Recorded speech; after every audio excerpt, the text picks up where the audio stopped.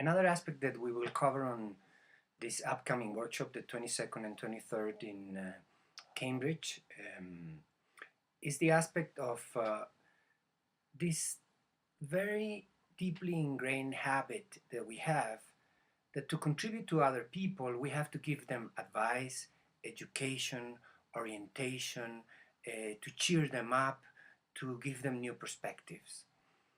I am not philosophically opposed to offering these things, but I find that there is another alternative that leads to people being less dependent on others and less scared of their own difficulties, their own pains, their own aspects of themselves that they are scared or very concerned about. And that is empathic listening.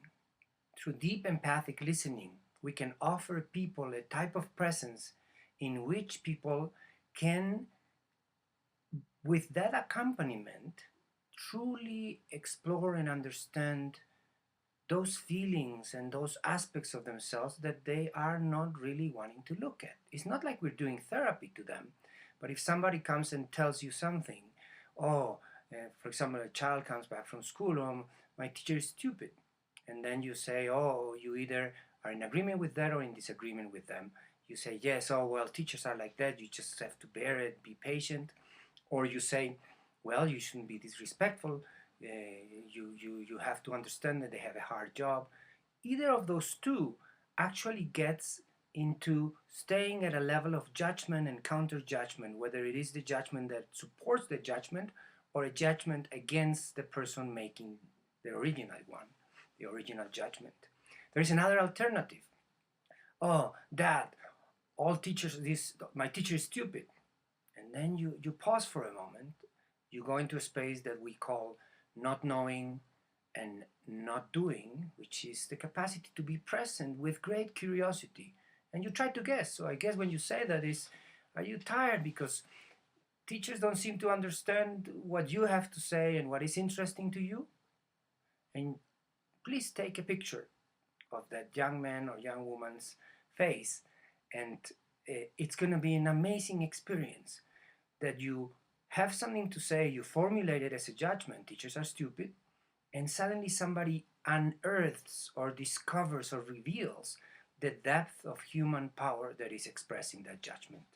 And that depth of human power is the need, the feeling and the need.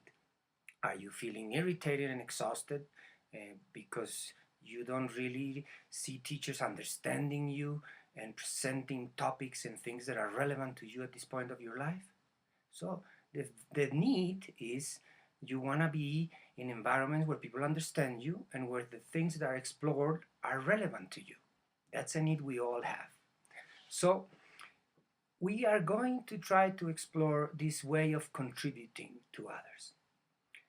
Contributing to others is one of the most powerful impulses that human beings have, in my opinion.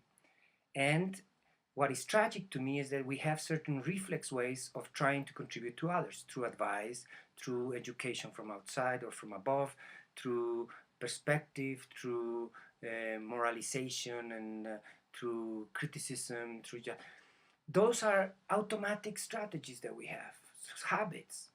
I'd like people that come to that weekend to fine-tune their ability to detect that impulse to give advice, to cheer people up, to contradict people, and prior to doing whatever you want to do, to really take some time understanding and connecting with where is this person coming from.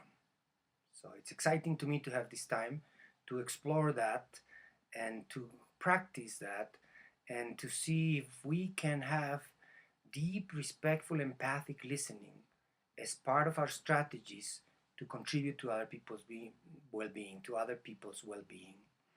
This strategy, I found, supports self-sufficiency, supports a sense of integrity, a sense that you can, that you have wonderful things inside you and that somebody helps you discover them. Whereas the education from outside, telling people what they should do, telling people that they have to do certain things, and berating people because they don't want to hear what you have to offer. All those things are really how you think that person should live their lives. And I don't really see that's actually our business. to be telling people how they should see the world and how should they live their lives, regardless of their age. You might not agree if they want to, take the car out for a drive when they're 12. You're going to say no, but you would be doing great disservice to mutual respect if you do it in a tone of superiority, of oh, you're crazy, you're wrong. You're entitled to say no. Hope you do, but I hope you also deeply and respectfully empathize with the impulse that leads a 12-year-old wanting to drive, to really transmit respect. So when you ask me for the car, are you really wanting to sort of have a reach in the world that you see is possible when you have that kind of mobility?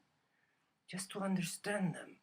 And then your no is going to be much better received, because it's not a no that comes from profound sense of superiority, that I know better than you, and disrespect, that your world and your perspectives are not as important as mine.